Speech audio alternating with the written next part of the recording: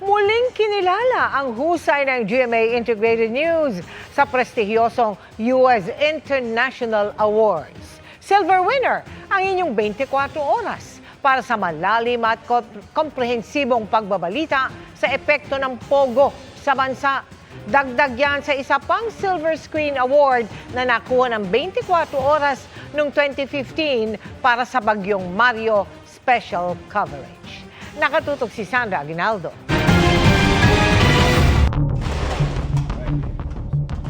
Ang madilim at madugong mundo ng Philippine Offshore Gaming Operator o POGO sa bansa ang paksa ng ilang special report na inilabas ng 24 oras noong Disyembre at Enero.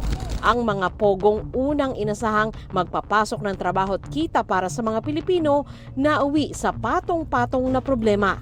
Mula sa nabistong pugad ng iba't ibang panloloko hanggang sa issue ng human trafficking. Pati na mga insidente ng pang-torture. Pagpasok mo, ito na, bakal na pintuan, papasok sa lagusan, papunta na dun sa ibang mga villa. Sa mga ulat na yan, tinalakay din ang malalim na sugat na iniwan matapos ipagbawal ang mga pogo, kabilang ang mga pamilyang pinaghiwalay ng pagkakataon. Mga sanggol at asawang naiwan matapos mapadeport ang mga banyagang pogo worker.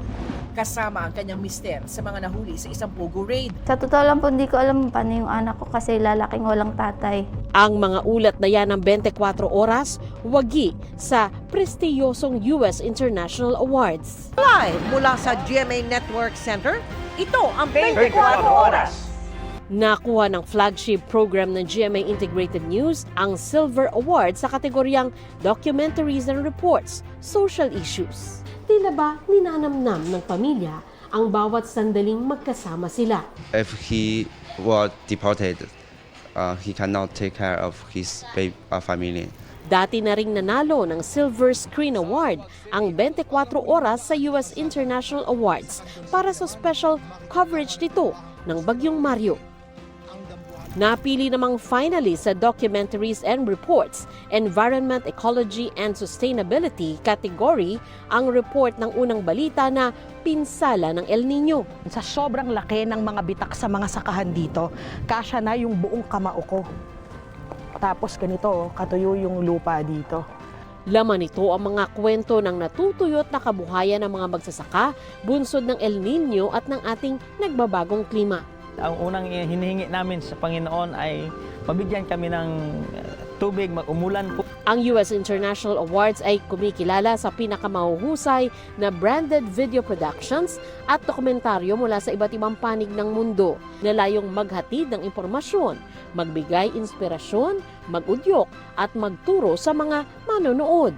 Ang mga tagumpay na ito mula sa paglalahad ng kwento ng mga Pilipino, bahagi pa ng ating mas malaking misyon at mas malawak na paglilingkod sa bayan.